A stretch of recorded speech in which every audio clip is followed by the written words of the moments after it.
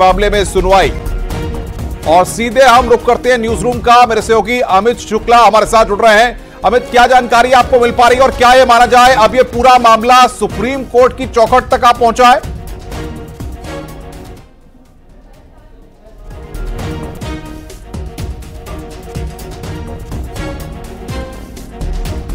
तो यहां पर अभी हम उससे संपर्क करेंगे, लेकिन शाही ईदगाह विवाद में इस वक्त की बड़ी खबर हम आपको बता रहे हैं। सुप्रीम कोर्ट में इस मसले पर सुनवाई होगी। सभी केस को ट्रांसफर करने के लेकर सुनवाई। कल सुप्रीम कोर्ट में सुनवाई होगी। सभी केस को ट्रांसफर केस में सुनवाई। शाही ईदगाह विवाद से जुड़ी यह बड़ी खबर इस वक्त हम आपको बता रहे हैं। इस वक्त की सबसे अहम और बड़ी खबर, कल सुप्रीम कोर्ट में सुनवाई होगी। अर्जेंट बेसिस पर सुनवाई, केस ट्रांसफर करने के मामले में सुनवाई। यह बड़ी खबर हम बता रहे हैं आपको। शाही ईदगाह विवाद से जुड़ी बड़ी खबर इस वक्त हम आपको बता रहे हैं। कल सुप्रीम कोर्ट में सुनवाई होगी। यह बड़ी खबर इस वक्त हम आपको बता रहे हैं। शाही ईदगाह विवाद में इस वक्त की बड़ी खबर, ब्रेकिंग न्यूज इस वक्त की हम आपको बता रहे हैं। शाही ईदगाह विवाद में इस वक्त की बड़ी खबर।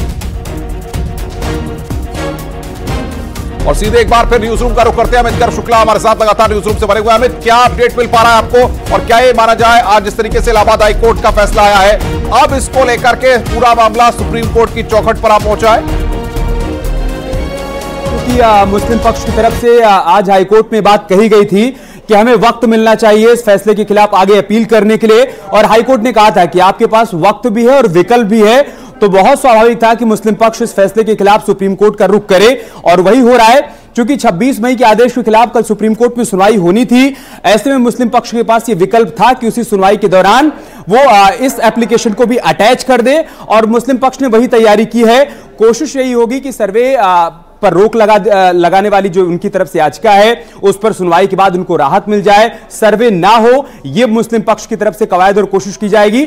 और साथ ही साथ मुस्लिम पक्ष ने भी कहा है कि अगर सुप्रीम कोर्ट से हमको कोई राहत नहीं मिलती है तो फिर हम इंतजार करेंगे कि 18 दिसंबर को हाई कोर्ट की तरफ से आगे क्या आदेश आता है सर्वे को लेकर। लेकिन सभी केस को ट्रांसफर करने के मामले में जो सुनवाई है, उसी सुनवाई के दौरान ये लोग अपनी अर्जी लगाए हैं कि इस पूरे मसले में सर्वे को शामिल किया जाए और सर्वे पर रोक लगाई जाए। अमित, देखिए, अनुपम 26 मई का जो आदेश था और उसके खिलाफ जो मुस्लिम पक्ष की याचिका है, वो याचिका दरअसल ये थी कि इस मामले पर सुनवाई की ही ना जाए, ये उनकी तरफ से याचिका दाखिल की गई थी। और आज चूंकि इलाहाबाद हाईकोर्ट की तरफ से एक कदम आगे जाकर फैसला आ गया, हाईकोर्ट ने कहा कि ठीक है, अगर हिंदू पक्ष ये मांग कर रहा है कि वहां पर सर्वे होना चाहिए तो सर्वे होना चाहिए, उसकी मंजूरी मिल गई।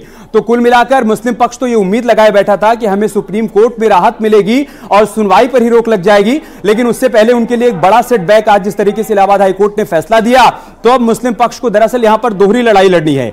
एक तो लड़ाई ये लड़नी है कि जो सर्वे को मंजूरी मिली है उस पर रोक लग जाए, और साथ ही साथ मुस्लिम पक्ष ये भी उम्मीद लगाए बैठा है कि आगे सुनवाई पर बातचीत करने के लिए। सुशील, क्या जानकारी मिल पा रही है इस पूरे मसले पर?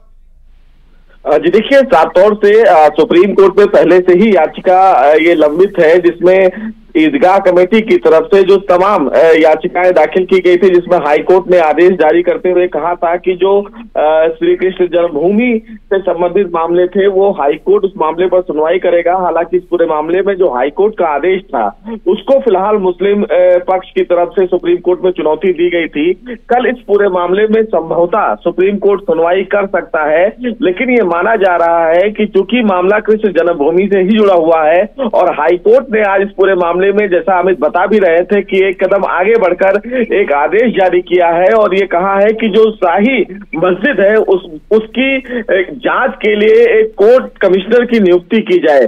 तो इसमें कोई दो राय नहीं है कि इस पूरे मामले को लेकर कल मुस्लिम पक्षकारों की तरफ से जब सुनवाई हो तो इसका जिक्र उनकी तरफ से किया जाए और ये बताया जाए कि जब इस पूरे मामले में पहले से ही याचिका सुप्रीम कोर्ट में पेंडिंग है तो हाईकोर्ट का ये आदेश इस केस को प्रभावित कर सकता है। हालांकि मुस्लिम पक्ष ये बिल्कुल नहीं चाहता कि इस पूरे मामले को लेकर हाईकोर्ट के द्वारा जो आदेश जारी किया गया है वो आने वाले दिनों में आगे बढ़े, और इसलिए कल सुप्रीम कोर्ट में मुस्लिम पक्ष इस पूरी बात को उठाएगा और कोशिश करेगा कि सुप्रीम कोर्ट इस पूरे मामले में अगले आदेश तक रोक लगाए। क्योंकि कल सुप्रीम कोर्ट का बिल्कुल बहुत बहुत शुक्रिया आपका हमारे साथ जुड़ने के लिए और बातचीत करने के लिए। सुशील हमारे संवाददाता और साथ ही साथ अमित, आपका भी बहुत बहुत शुक्रिया हमारे साथ जुड़ने के लिए और बातचीत करने के लिए। खबरों का सिलसिला आगे बढ़ाते हैं। एक भाई की दशक भर लंबी लड़ाई अंजाम तक पहुंची है।